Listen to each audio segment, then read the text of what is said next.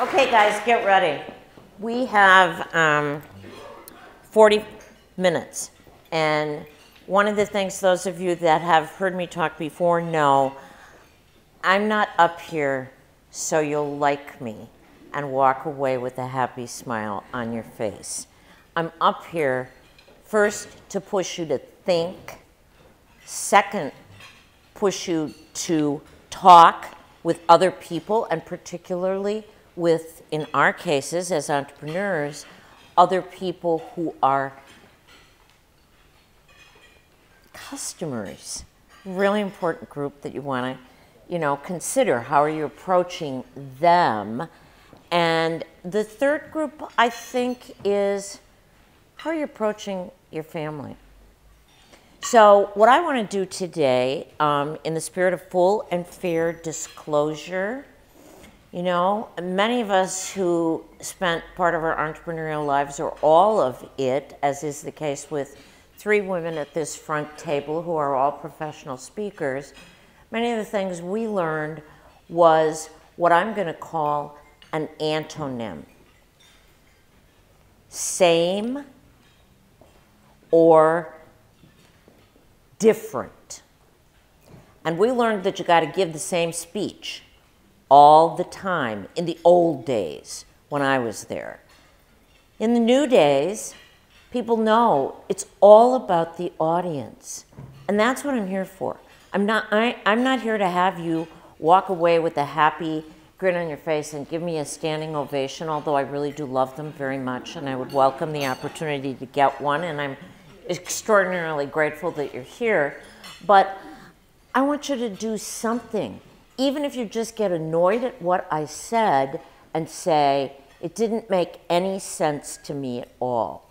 So my goal here is to share, really, I've got this handy dandy little Betsy Buckley speaking system, and I'm going to share something personal that normally I wouldn't do from a platform if you were paying me to speak, but you're not.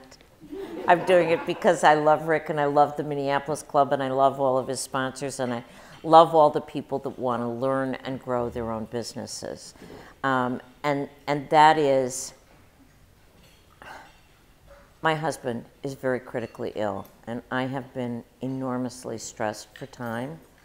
And so this is my speaking system, which I have always suggested can be done on the back of the napkin. And you can do it in 5 minutes. And I literally only had about 3. So I might occasionally lose my place. I'm also getting a little older, and that might have something to do with it. The system is amazingly good. And you can get it for free on my old website, What Matters, because as Rick said, I'm now running microgrants as president and CEO, and our founder and chair of our board is sitting right beside me, hoping that I'll say really good things about microgrants. And I will tell you, it's the most wonderful experience I have ever had in my life, and it is a perfect place to apply every entrepreneurial skill I ever learned as a business owner. This is, and you heard that roster of strangely, seemingly unrelated career paths. This is the best and then some. So if I get a little disorganized, let me tell you where we're going right now, and then I would welcome someone I love, like Kevin Nichols or Al Watts or any of these women, or Joe. Anybody can raise their hand and say, you're getting a little off pace. You told me you were going to talk about these 3 things, so I'm going to ask you to write down the 3 things I'm talking about. This will help you remember them, but it will also help me remember them, and then I can pace us in appropriate time. And the 3 things are, my point of view is we live in a world where antonyms and polarity no longer work.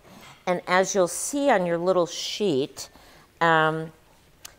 these ideas about antonyms are my ideas, but they're inspired by a guy named Barry Johnson, who wrote a book in 1998 called Polarity Management. The whole thing he talked about in 1998 was how we no longer have what I would say the thing we think about as antonyms the most. We no longer have a situation in which it's either or. They're polarities, and polarities have gradations in them.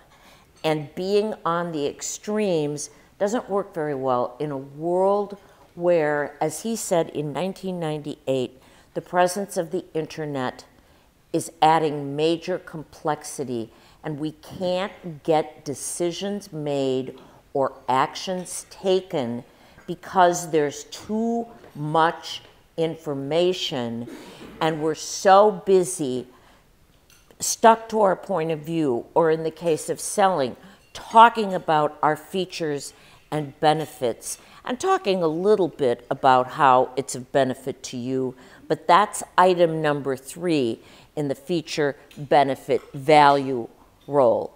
And he basically was saying, as early as 1998, you gotta flip it. You gotta start with them. So those are the 3 things I want to talk about. I want to talk about antonyms first of all, because many of us, at least those who are in my age bracket and didn't do our best work in grammar, may not remember that antonyms are taught to us in school as things that are polar opposites.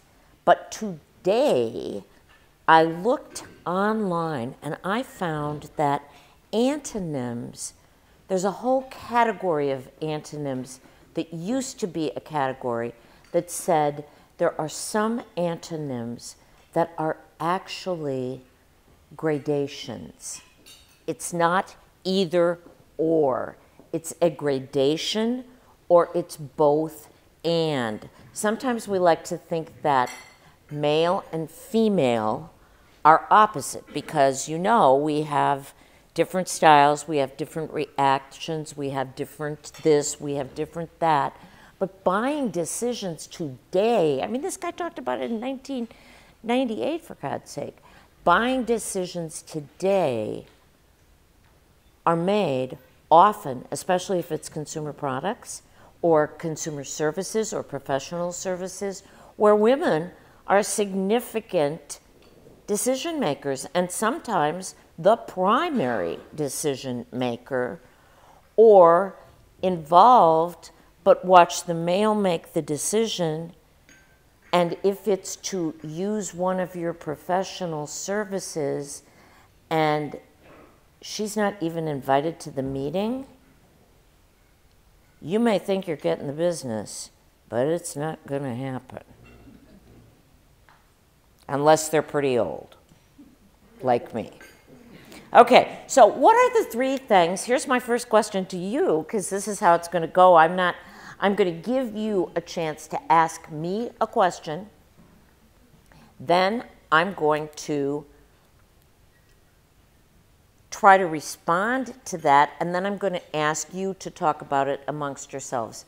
Also, because of the busyness, I'm known for giving prizes. I love to give things away. I have no prizes, but I might have some coming your way very soon. So hang out and let me hear from you. Okay, what did I tell you clearly? What are the 3 things we're going to talk about? And would you repeat them back to me? Would someone? Polarity no longer works. Polarity no longer works. Polarity no longer. First of all, what are antonyms? Because I want to talk about, and that's how we framed it. What is an antonym, and what do you think about antonyms, and how are you seeing sort of the gradation of antonyms as opposed to always being on polar ends? Second of all, My second thing is I'm going to tell you stories about my work, my experience as an entrepreneur, my experience as a community person, and my experience, that would be wrong. I'm going to tell you about my experience in the workplace in two sets of situations, one in an entrepreneurial environment and one in my current role as a nonprofit.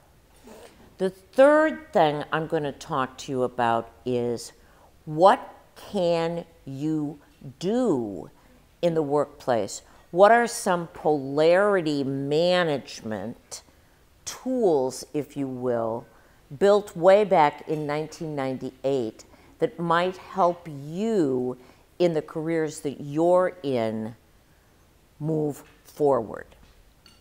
And along the way, I'll throw in these really good examples about microgrants just in case you want to talk to me afterwards about it and your own self or your company.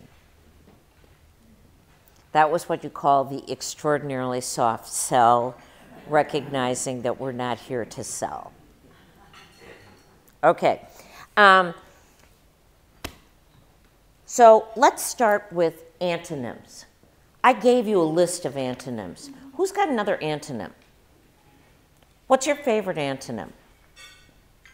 Opposite extremes. Al.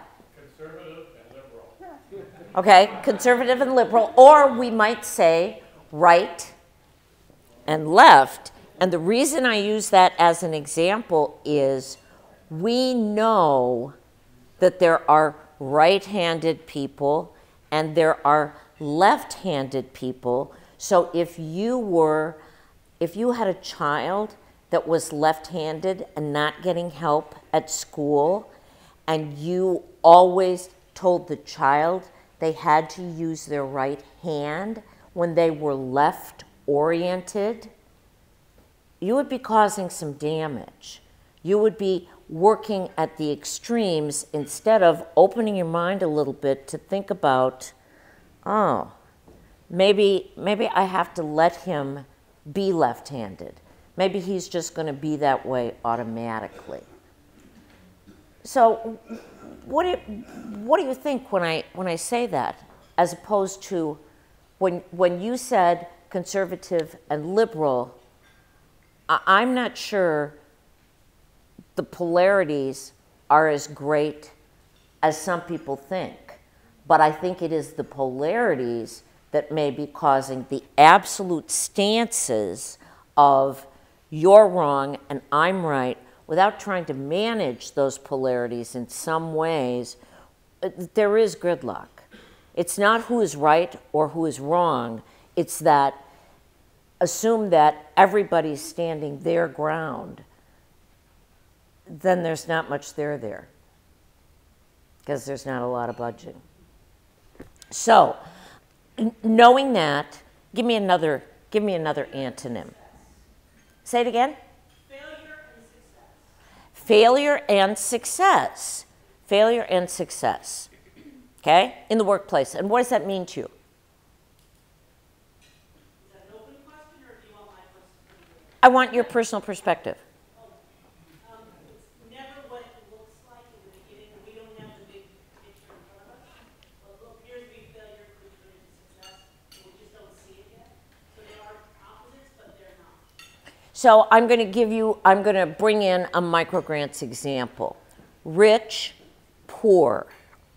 If I am extremely wealthy, it is highly likely that I am fed up with entitlements. And I think there are some people that are just not going to make it. Whereas if I'm a poor person of potential and somebody does something where I get training and I get resources and I might even get a microgrant, I might have been in that bottom and I pulled myself up enough with programs that are entitlement programs, took advantage of some of the wonderful programs like Twin Cities Rise and Project for Pride in Living, and then got HOPE from microgrants, for whom those organizations ask for a microgrant for the person who's just going off to get a job but doesn't have the money to pay for the uniforms, and they can't pay for it because their government dollars are entitlement dollars and they don't allow for that kind of a purchase. So there's an example where gradation, recognizing that there is gradation, not that you have to believe, you can still stay where your polarity is, but if you want something to change, even if it's just one thing in that extreme, you might want to realize that there are some gray areas and you might want to move into one of those, okay?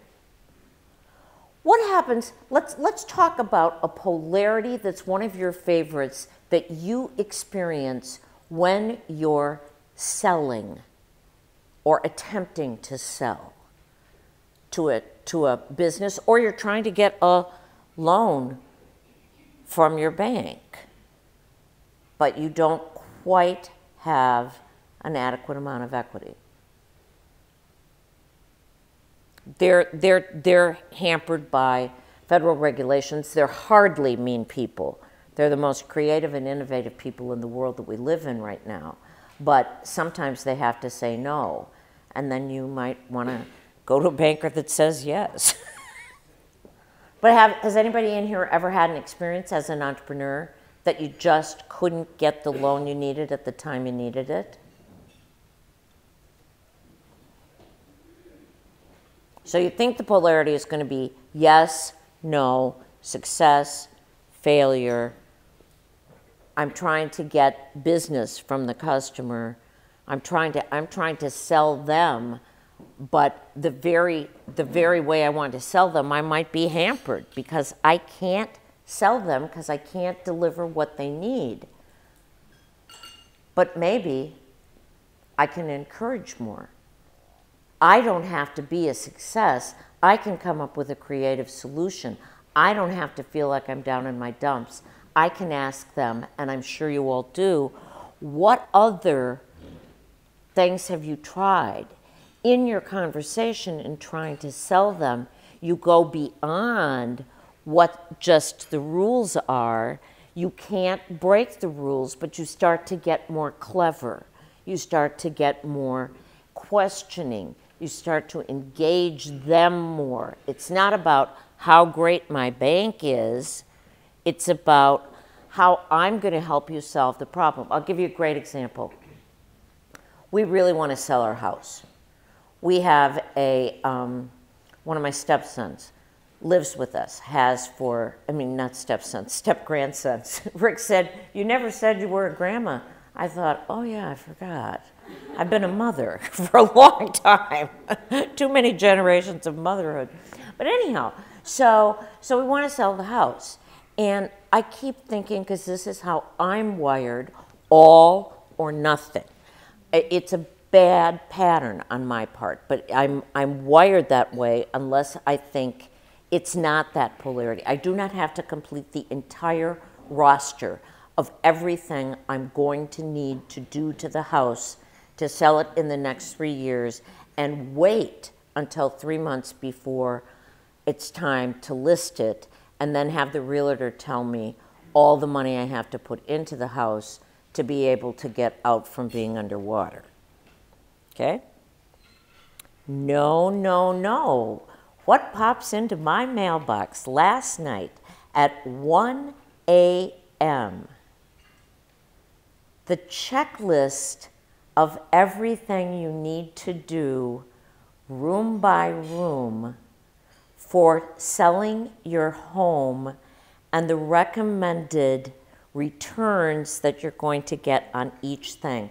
Don't we all want to do the repairs gradually so we're not regretting the sale of the house after we have the work done 3 months before it's going to go on the market because we never got to experience how beautiful it really was?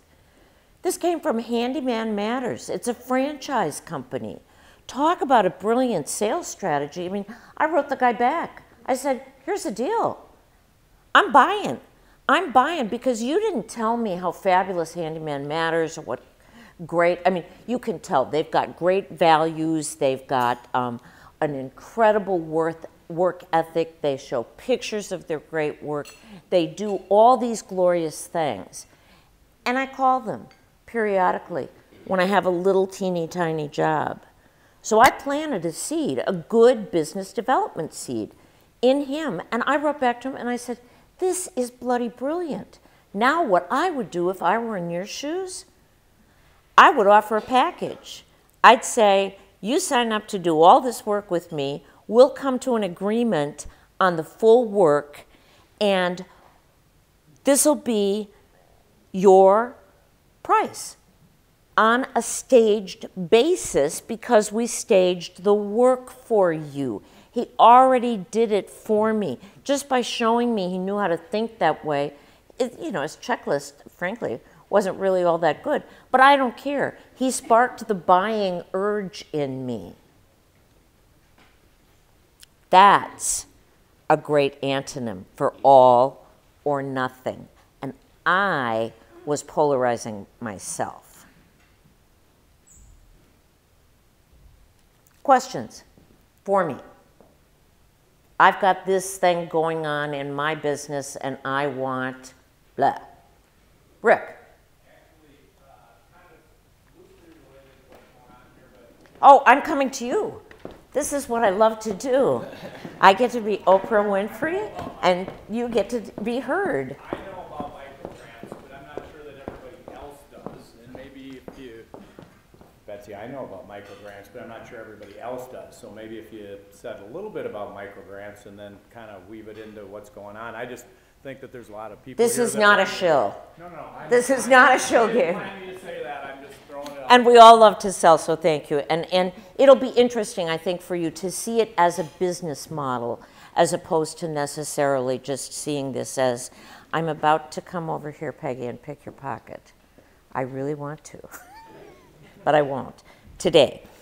But I will tell you the model because I think it's a brilliant model and it's a way that I can be a great salesperson because I now have figured out a way that I feel comfortable as a fundraiser, which is the equivalent of being a salesperson, in talking about this glorious place. So basically I say, I want you to think about, I'm going to ask you to draw a picture.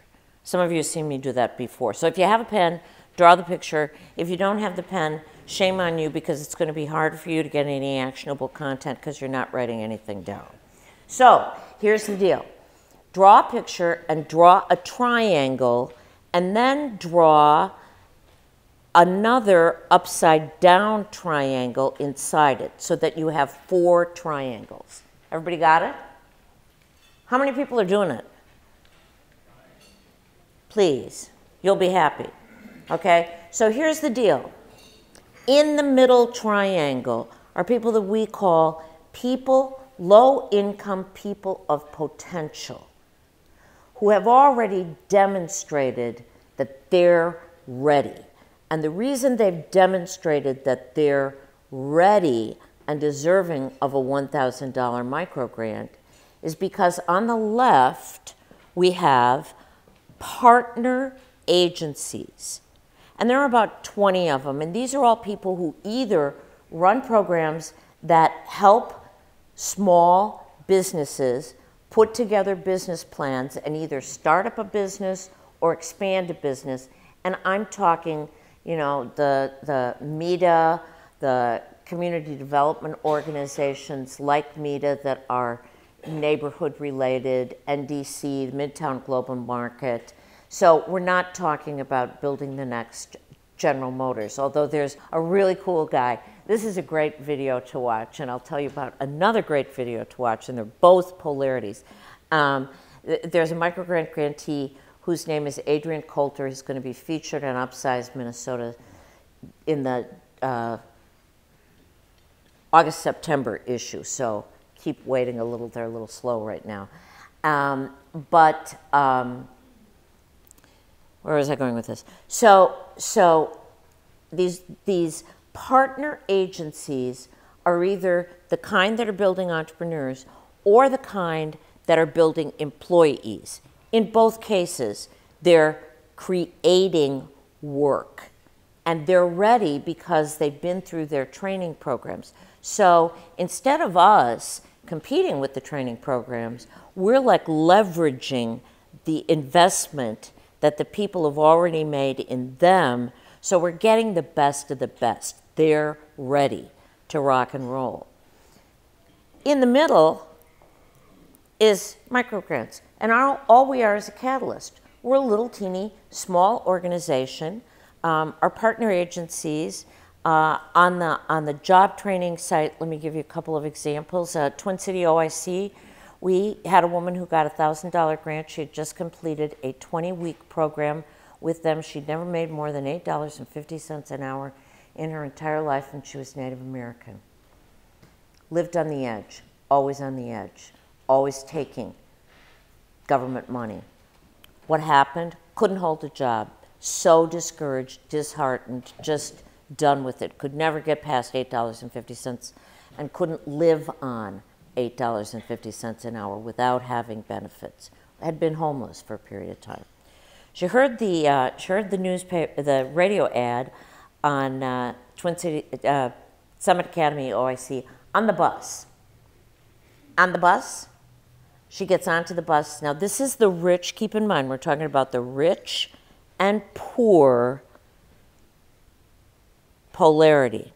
She gets on the bus, she hears that she can go through a program in 20 weeks and be certified as a pre-apprentice in a niche category. So what they did was they innovated. Instead of saying you got to go through an entire 3-year or 4-year or 5-year apprentice program before we'll give you any paid work at all, they just skinnied it down. So 10 weeks in drywall, 10 weeks in this, 10 weeks in electrical, whatever it happens to be, and voila.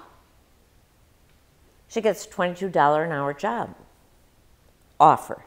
$22.83 an hour. But she's got some expenses that fall outside of Summit Academy's ability to pay because they've got government dollar money. So Microgrants, who raises private funds, gets the opportunity to give money to them on their recommendation. So it's definitely a person who's invested in themselves, who's ready to go. There will be some failures, but that's taking rich and poor and saying, here, we need to do a both and. We're not looking at we are looking at polarities in the thinking for some people, but it's really it's not the polarity so much of gradation as it is in help yourself with this, get this, so you can keep moving forward. Does that help you understand the different polarities? And when I could start to explain it like that, people would say, oh, well, if I give some money to those people, I'm smarter to give money to you because now I'm leveraging the investment that I already made because I know it's going to the best of the best. And I will say that Chair Joe Savaggio is himself a partner agency. So you could maybe ask him how it works. Now I'm not going to talk anymore about microgrants. Tell me about a polarity in a business experience that you've had.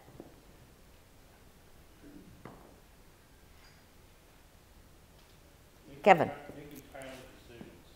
It seems like you tend to use a polarity kind of approach to try to make a decision fast. You miss out on the richness of potential. That goes back to your asking probing questions. But in a fast-moving environment, decision-making is an important factor. And so the answer, really, the answer to that is you ask them how they're making decisions. If you're in a buying situation, if you're in a selling situation, and let's use 2 examples, because how many people in here, how many companies are in the venture stage where you might be seeking funding? Anybody? Family and business.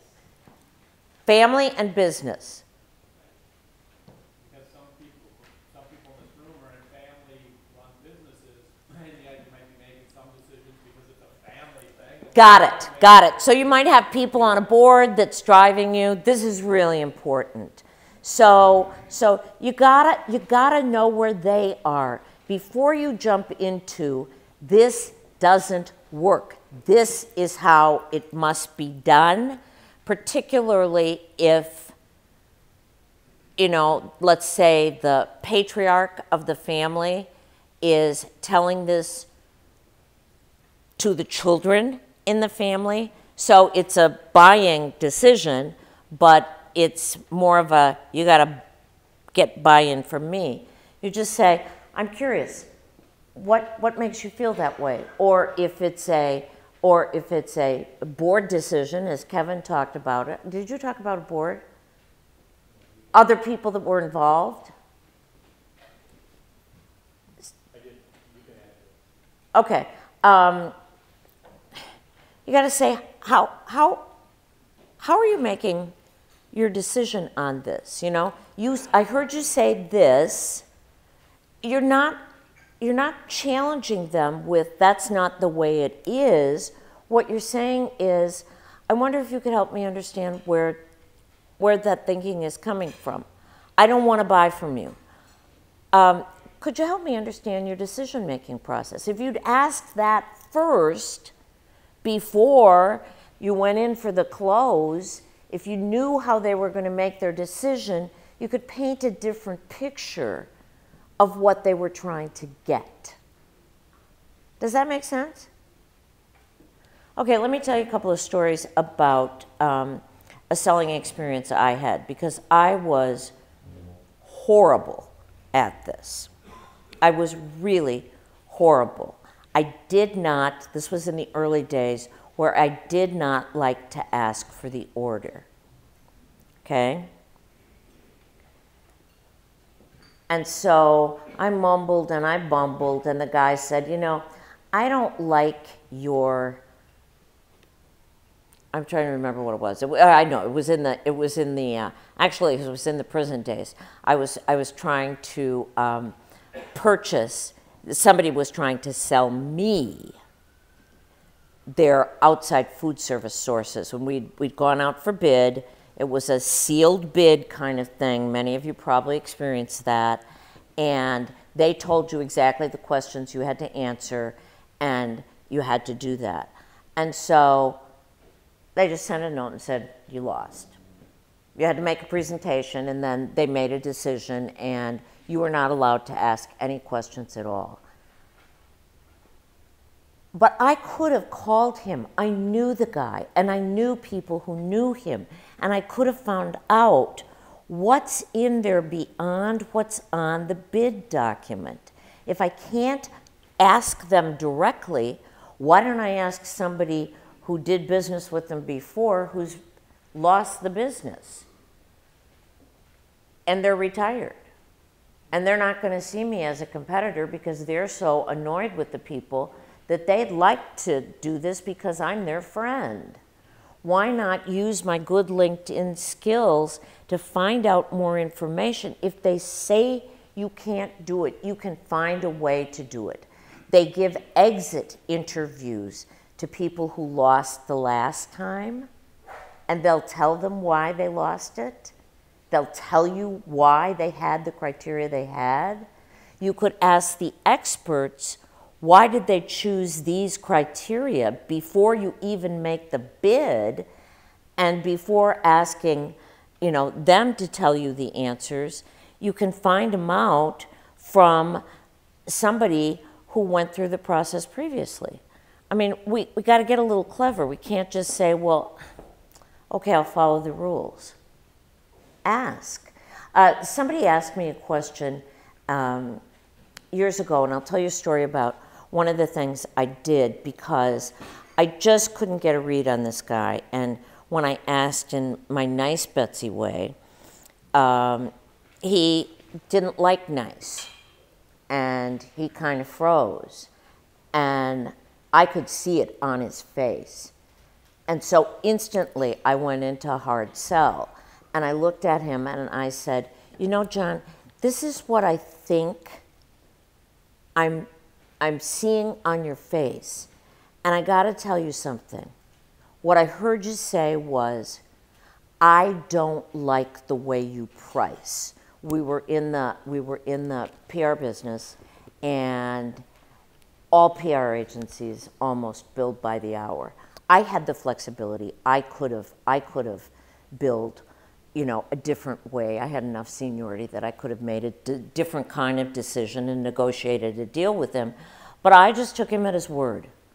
I took him at his word, and so I said, well, gee, John, you know, I'm thinking about this, and I'm thinking, well, maybe we could price like this, or maybe we could price like this, or have you ever thought about this? I gave him 3 paths so I could get a little more information about where he was going. Now, I could have, if I didn't have that flexibility, I could have said, you know, I'm wondering if that's the only problem you're having. What would make your business meet its margins by having me drop my price better and solve one of your other problems so that you might be able to get more revenue? Could I help you with that? What would you do? What would change for you if you could have what you're dreaming about, other than a low price? I didn't say I wouldn't pay. I didn't say I wouldn't underbid. I just wanted to know what else is going on here. So who's done something like that? What's the worst thing you think you ever did, or what's the worst regret you ever had? Where did you feel absolutely stuck?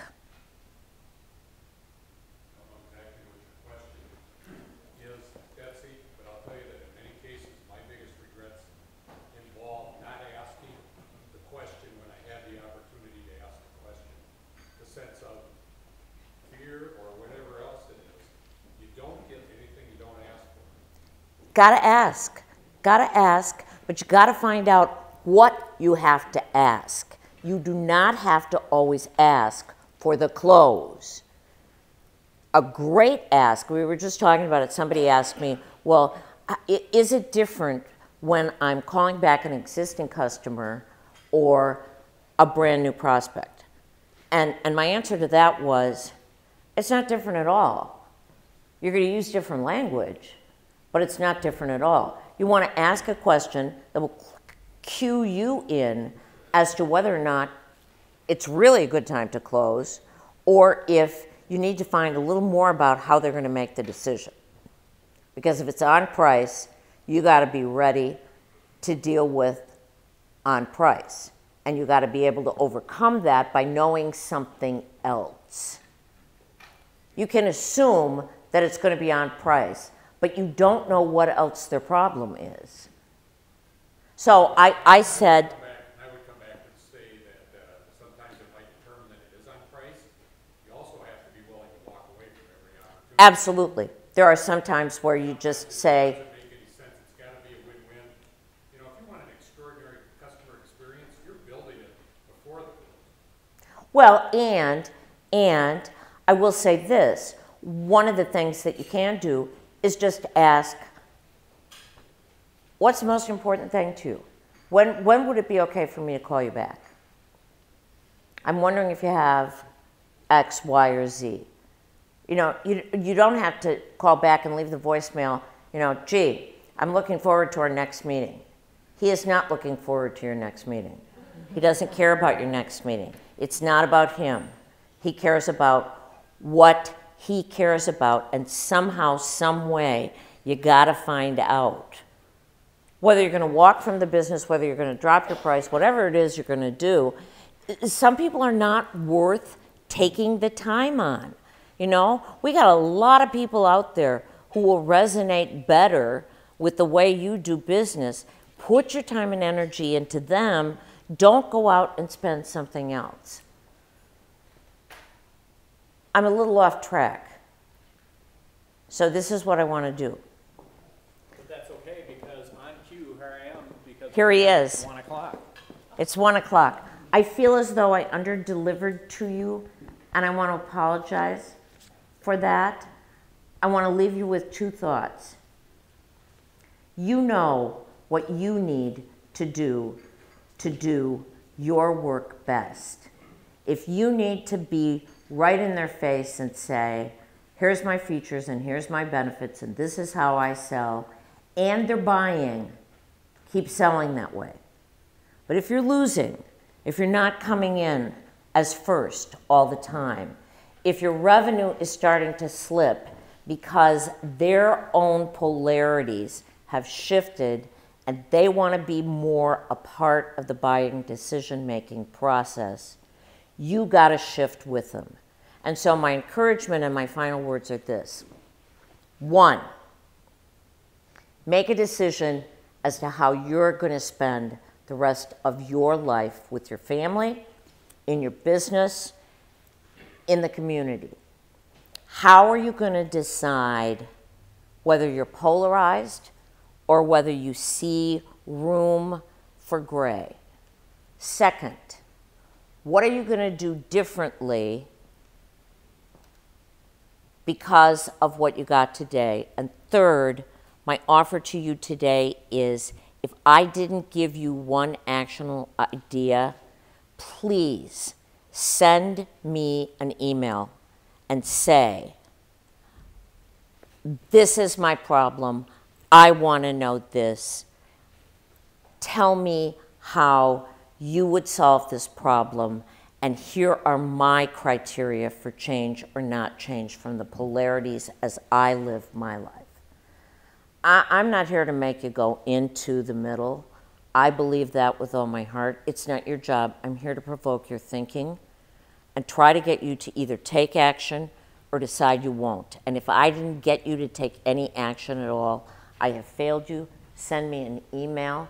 I will, if it has to be in the middle of the night, I will respond to you and answer. Club E is an amazing place. The Minneapolis Club is an amazing place. All of these sponsors are amazing people, and you deserve to get what you were promised. So thank you.